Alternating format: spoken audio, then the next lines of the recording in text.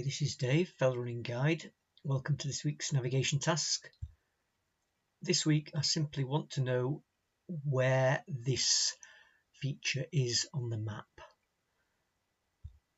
The map that we're using is the Ordnance Survey 1 to 50,000.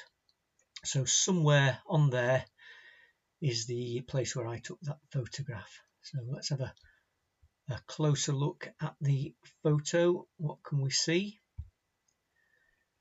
Well, we're on a flat grassy area.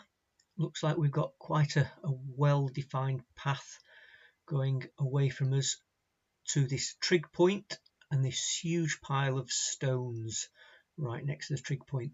So that might be significant.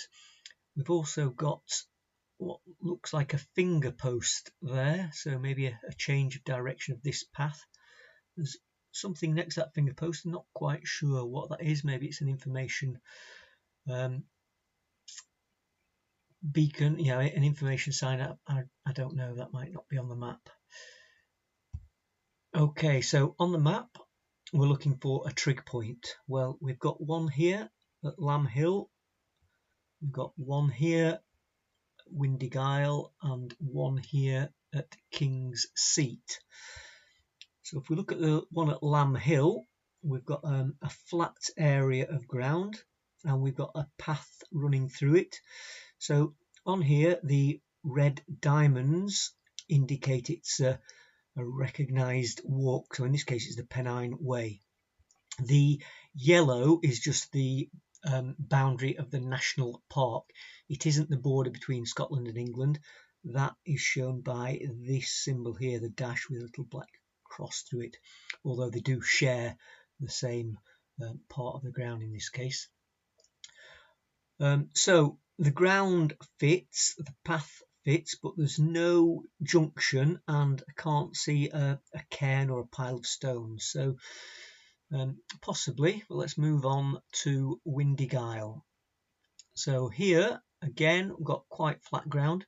We've got the Pennine Way coming through it here and then path going off there. So there's, at this point here there's like a 90-degree angle path junction there, so that fits. Also we've got this here that says Russell's Cairn. Now does that writing on the map refer to the summit of Windy-Gyle, or does it refer to somewhere where further afield we've got a cairn marked there? If we look closely, and I'll just zoom in a bit for us, we can just see under the trig point there's some little black like arms coming out, if you like, similar to those. So that is an ancient sort of symbol there for pile of stones, sometimes called tumulus. So this definitely fits. What about the third trig point up here at King's Seat? Well, we've got the path going through it, no junction, but also on this one, look at the contours. We've got very steep ground on one side and ground dropping away again on the other. So that really discounts that one, the shape of the ground. This one doesn't have the path junction or the cairn, and this one fits both. So did we have any top answers from social media folks this week? Well, yes, we did. So this is from Andy Paget on Twitter, and his answer is, so we need a trig point, which narrows it down to 3 locations, with a cairn, which narrows it down to 2, and a path at 90 degrees to the one we're on, narrows it down to 1. So Windy-Gyle, Russell's Cairn. And he's saying you can also rule out King's Seat based on the contours, as we're clearly on flatter ground around the summit. So yeah, that is good. And also one more, Martin Richards on Twitter. Martin says, we'll buy a trig point that's on a pile of rocks at a path junction. The finger post points towards the camera as well as to the right. Trig points are at King's Seat, Windy-Gyle and Lamb Hill.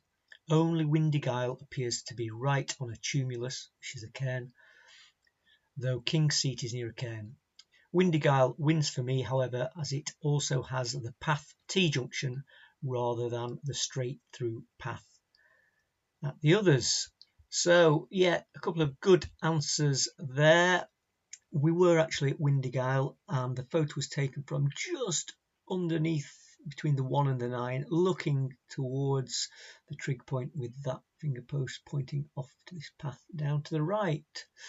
So those were answers this week. Well done if you got it right. Well done if you commented on social media, Twitter and Facebook.